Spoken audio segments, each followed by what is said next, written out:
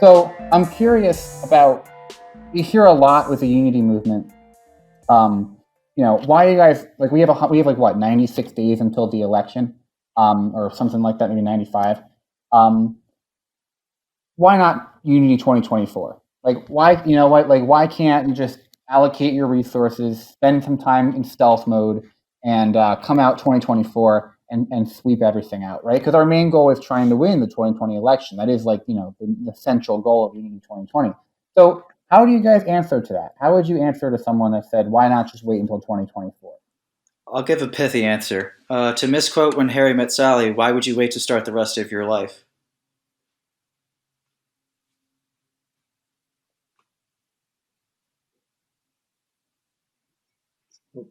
Looks like you cut out there. So we unfortunately my we just had a my witty response. So I'll repeat it. To misquote blank. To misquote When Harry Met Sally, why would you wait to start the rest of your life? I like that. We got to get that on like a poster somewhere. Yeah. No, I've sort of seen this as an opportunity to try to like make nice little quotes and we can reuse. Yeah, no, it's like the if not now when,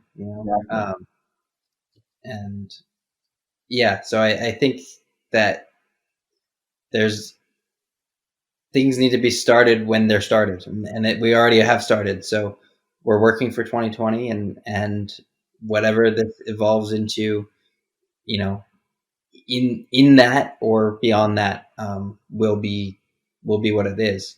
I wanted to speak for a moment to your comment about fear, Nicholas, because I think that I was watching someone recently.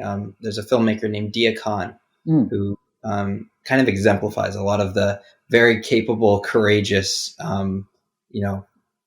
qualities that we're trying to talk about. And she's a filmmaker. She's an Arab woman. I think she's from Egypt originally, and she's American, or actually she's British, but she came to America and interviewed and worked with people who were neo-Nazis and KKK members and white nationalists.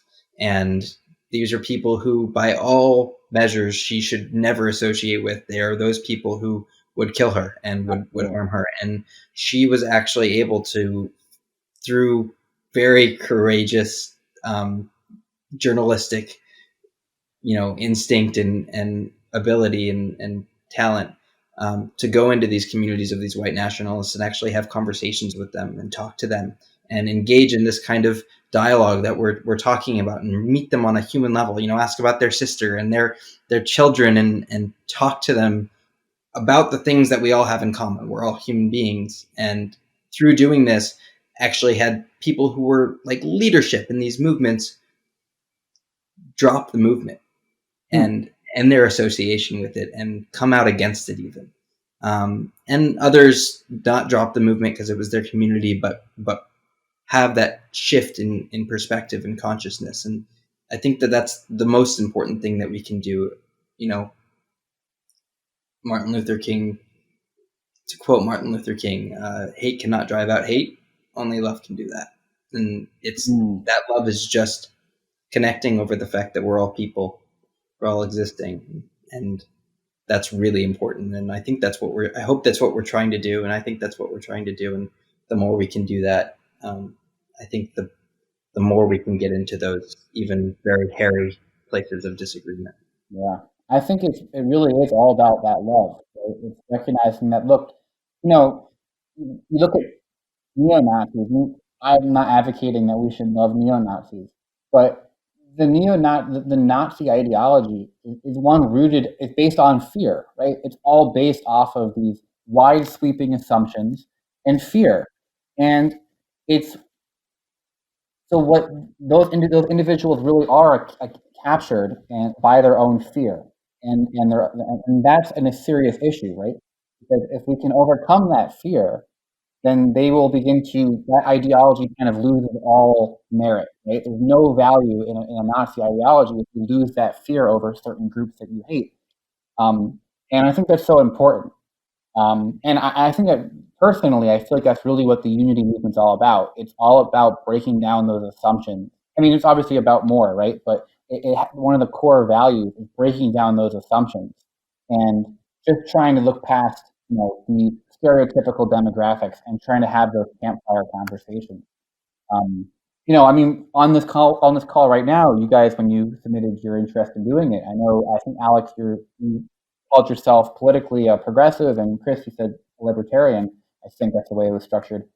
We're very different politically here, but yet we can still have these big conversations. We can look past that. To piggyback with what you're saying about sort of reaching across any sort of perceived barriers, we have to treat each other as individuals, right? First and foremost. I mean, when you bring up neo-Nazis, it's so funny to me in a dark way, I guess, that like the idea that one's identity is intrinsically linked to beliefs that they might hold, culture that they might, practice in, all that stuff is intrinsically linked, right?